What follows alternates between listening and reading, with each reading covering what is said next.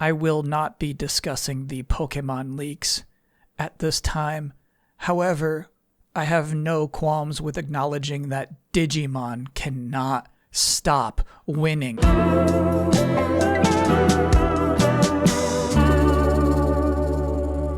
It's the launch week of the ROG Xbox Ally and the ROG Xbox Ally X. Now, as much as I have, to this point, not taken either of these products seriously at all, they do seem to be reviewing fairly well. IGN even gave the Xbox Ally X a 9, which, yeah, means as a thing, it's better than Peacemaker Season 2, Episode 7. And that was a good one. Now, over the years, something I've come to accept about myself is that I'm kind of a sick freak for video game marketing. So that's my primary interest with these things, which are, not official Xbox products and also have no interesting launch titles. So what I think is most intriguing is how a marketing team is supposed to make them look exciting. Remember, it was just about a year ago where Xbox had this whole ad campaign where they were talking about everything that is an Xbox, like a ROG Ally, like this thing. And perhaps confusingly, the ROG Xbox Allies that just launched this week are not the same Xbox handhelds that Sarah Bond is referring to in this video we were talking about just last week. Including our next generation Xbox consoles, in your living room and in your hands. That's apparently a whole other Xbox engineered handheld, which may or may not still be happening depending on which insiders you pray to. So what's funny about the ROG Xbox Allies is that they don't fully mean it. It's clearly a stepping stone. I don't expect in 12 months for Microsoft to still be advertising these things. However, as of holiday 2025, it's kind of the only thing they got going on right now. I mean, if they're lucky, Costco might even be willing to sell this one. And the whole weird aspect of the device, it is an Asus product primarily. I got a feeling it was their team that came up with #PlayAllyOurGames. But it does seem that the Xbox marketing team is the one responsible for advertising this product. So I want to show you 3 different commercials they dropped on launch day. Firstly, my favorite. It's titled ROG Xbox Ally Dancing in the Dark Launch Trailer. It's called that because it features a cover of Bruce Springsteen's Dancing in the Dark by Cameron Winter that is available apparently at this point only within this particular commercial. I get up in the evening. And it's a nice cover, by the way. I'm not going to make fun of it. The commercial itself, as you could maybe see, comes off a little, Minasan, konnichiwa. Xbox no mato desu. But the appeal of the ad is emotional. Ultimately, it's revealed that this guy isn't just some regular, disposable, lonely gamer. He's a dad trying to connect with his child. I appreciate the big clock there. They did the math and they want us to know it's 9 a.m. for this kid. Something else that I wanted to take note of is which games do they show? Here they have Forza Horizon 5, Minecraft, and Sea of Thieves. Very first party, very Xboxy. Because what these poor marketing teams have to decide is, when we're showing off these handhelds, do we keep it Xboxy? Do we make it only first party things? Do we try to show how powerful this thing is? Do we just show off more Silksong? Because you got to remember, back when they first revealed this thing, it was shown with only Silksong. So with that in mind, let's move to the second ad they put out for launch day, titled ROG Xbox Ally Available Now Launch Trailer. This one is more core oriented. I mean, look, they got specs. Core gamers love specs. Weird thing is, though, they don't linger on any particular game for too long. Just in case you're not some kind of Xbox publishing Sherlock Holmes, that was South of Midnight, Towerborn, and Doom the Dark Ages. Again, very first party, but in that case, because none of them are really focused on for longer than a second, kind of just seems like they were selected because they wouldn't have to ask anyone for permission. In fact, I'd say the titles that linger the longest are Black Ops 7 and Final Fantasy 7 Remake, the award-winning masterpiece. Finally, something I can agree with Xbox on. By the way, they had to write Call of Duty Black Ops 7, Final Fantasy 7 coming soon in the legal text in the bottom. Firstly, it's outright disrespectful to remove the Roman numerals from a Final Fantasy title, but secondly, they didn't even have to say that part. Final Fantasy VII Remake is, right now, available on Steam, which means that if you have a ROG Xbox Ally, you could just boot that game up right now today.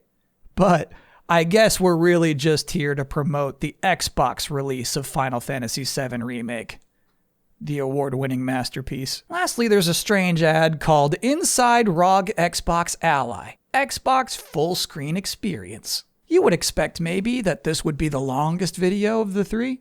A real breakdown of what really differentiates this product? No, it's 23 seconds long. It's all about this woman in a confusing living room. Right? She's got a glass with precisely 2 pens in it. That's our target audience here, I guess. Anyway, my favorite part is when she just killed probably the 3rd enemy of Silksong and says, okay, that's enough, and goes straight to Fallout 1. And then that's what finally gets her to smile. Largely, broadly, the appeal seems to be in line with Xbox's whole current future vision, which is your games, your devices, wherever you want them. Have it your way. You rule. Wherever you are, jump in. This is handheld freedom. Essentially, it's all Kojima's vision from 14 years ago brought to life. However, I feel like Xbox's whole angle, their whole sales pitch, has a limited appeal to a limited market. What I'm saying is, imagine what if there was a wildly successful product out there that did not adhere at all to this whole vision of the future. What if, instead of having all my games on all my devices, I could just own a Switch too? Because yes, I think the Switch being a portable handheld device is a big part of the reason it's successful, but I don't think it's the biggest part of why it's successful. Like, there is a handheld only Switch. Yeah. The Nintendo Switch Lite. And get this, it's much cheaper than the regular Switch even. What a product. Do you think it's the best-selling version of the Switch? You think maybe it's like 50-50? Okay, maybe do you think maybe like a quarter of all Switches sold are Switch Lites? It's just that orange bar right there. Granted, that little slice of cheddar cheese represents probably more quarterly sales than a Steam Deck could ever dream of, but I think it proves that the appeal is the crossover. Because again, look at the OLED sales. People wouldn't be buying those if they only docked this thing. Basically, there are 2 ways you'd want to play Pokemon. On your TV or on a handheld. Forget your phone or Oculus Rift. There are 2 ways generally that people would like to play such a game. The Switch 2 and the Switch 1 have it handled. I think that's why they work. In all fairness, probably worth noting that the ROG Xbox Allies are dockable, whether that's through the ROG 100-watt gaming charger dock available now for only $99.99 US, or coming soon, the ROG Bulwark Dock 2025 DG300, a relative steal at $139.99 US. If you want real power, there's also the ROG XG Mobile, which will transform your Xbox Ally X into a desktop-class powerhouse. And of course, I now feel that this topic would be incomplete if we don't also acknowledge that there are rumors of a PlayStation handheld which may also be dockable. Original credit for this specific rumor is owed to the YouTube channel Moore's Law is Dead. So just in case you're wondering where I saw this image, it was on a YouTube channel called Moore's Law is Dead. I'll give you a moment to write that down. It was called Moore's Law is Dead. It was on YouTube. What's kind of wild about these handheld rumors is that PlayStation is seemingly out in the open, preparing games for this thing to come. There was a recent blog post that announced Power Saver for games. The idea is, if you're a good person who loves the environment, you'll be able to shift your games into Power Saver mode, which means they will run worse, but use less energy. Mother Nature loves lower frame rates. Yes, officially speaking, it's part of an initiative to achieve net zero greenhouse gas emissions by 2040, but scaled back performance also happens to coincide with the possibility of what a backwards compatible handheld might require. So it's either the greenhouse gases or there's a handheld indeed in development, but that's all not soon. It was just last week Mark Cerny told us not to worry about it yet. Give it a few years. However, now I'm obviously thinking about it.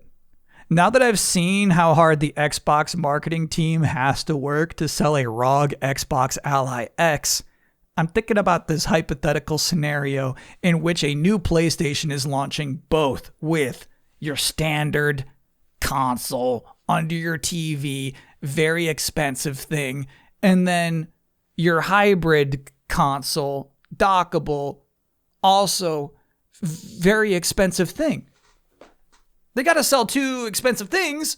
One's got to be better than the other is what I'm saying. The expensive one has to be better than the less expensive one. So it's like, which one do you make more expensive? If it's the handheld one, that doesn't make sense because it won't have Nathan Drake's daughter in 8K. Look, man, if you're in PlayStation marketing, all I gotta say is good luck to you. If you're in Xbox marketing, all I gotta say is shine up that resume. And if you're in Nintendo marketing, all I gotta say is keep doing the bare minimum. It seems to be working for you. And that's Delayed Input. I'll be back next week. Until next time, thanks for watching.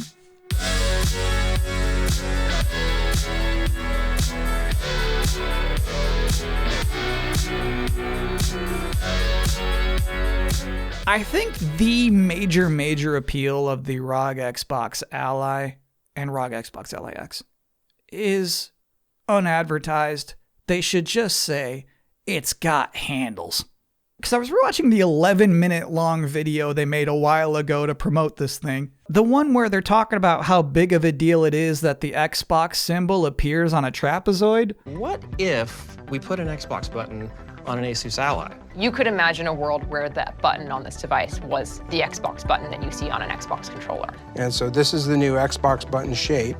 To place the Xbox Nexus on the rhombus is such a beautiful representation of the marriage of the precision, the robustness of Asus's design, and the power of Xbox.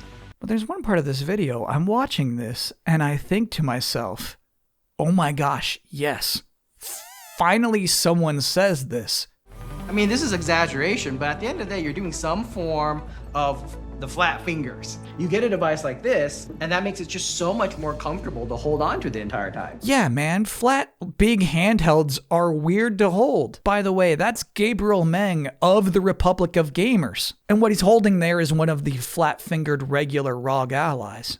So yeah, he's the one standing there trashing last year's product, but I do think what he's saying could also apply to the Switch too. And I'm saying that's the compromise that every large handheld designer has to make. At a certain point in the process, one must determine, am I going to make this thing comfy but just grotesque? Just a physical embarrassment? Or am I going to make it absolutely uncomfortable but sleek, enough like a cell phone that most people won't even notice it? And I think, only to prove my point here, the dorkiest handheld of all time is obviously, yes, the PlayStation Portal. And you know what's special about the PlayStation Portal? It's never designed to leave the house. Basically, when you are drawing up a product, knowing that a stranger will never be able to see it and cast judgment upon it, the result looks like this. Inelegant, dorky, comfy.